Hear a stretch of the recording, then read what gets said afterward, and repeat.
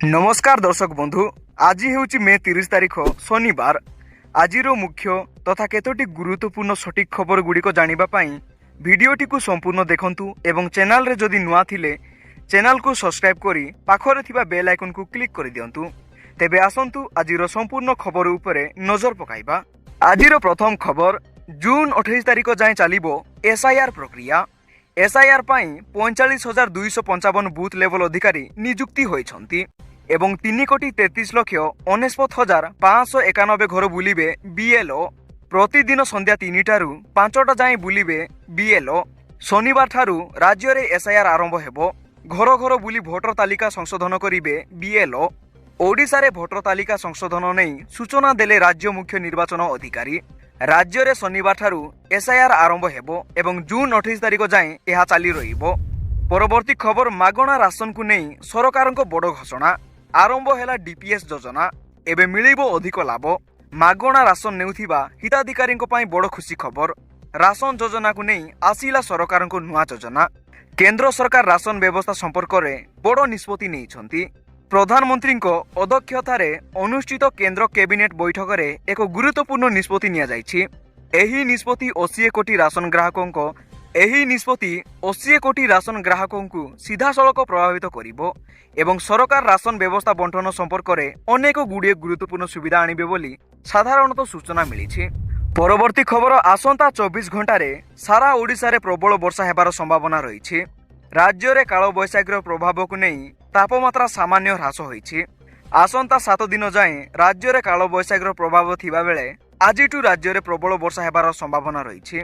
आसंता 24 घंटे सारा ओडिशा रे वज्रपात सह गोटिए दुईटी स्थान रे कुआपथर वर्षा हेबार संभावना जारी करिछि पाणीपाग विभाग।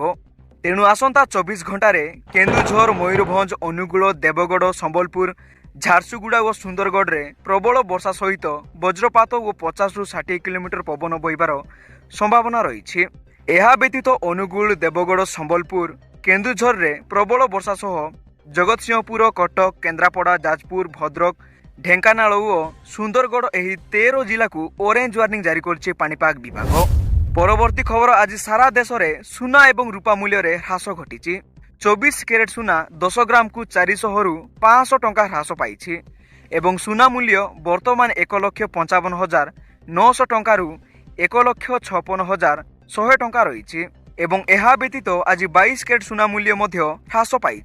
यह वर्तमान 1,42,800 टंका रु 1,43,050 टंका रे बिक्री होछि। परवर्ती खबर, राज्य सरकार महिलांक पई एक प्रमुख कल्याणकारी योजना घोषणा करिसंती।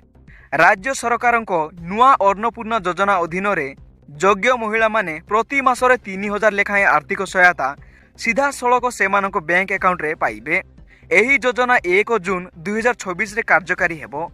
एही कल्याणकारी योजना 25 ରୁ 60 वर्ष बयसर महिला माने एही योजनार लाभ पाइबाकू योग्य हेबे एवं एही अन्नपूर्णा योजना रे मिलिबाकू जाउथिबा टंका सरकारी चाकरी रे थिबा महिला, पेंशन पाउथिबा महिलांकू एही टंका मिलिबो नाही एवं यह व्यतीत हिताधिकारी माने जून 1 तारिख रु ऑनलाइन रे आवेदन करि पारिबे। परवर्ती खबर, जुलाई 2 रु मैट्रिक सप्लीमेंटरी परीक्षा आरंभ हेबो।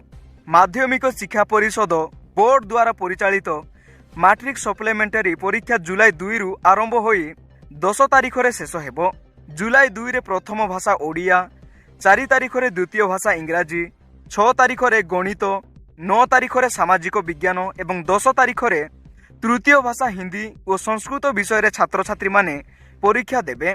छात्र छात्री माने सकाळ 9टा रु 11:30 पर्यंत उभय रेगुलार एवं एक्स रेगुलार छात्र छात्री माने परीक्षा देबे। केवल गणित विषय रे छात्र छात्री मानकु अधिक 15 मिनिट समय मिलिबो।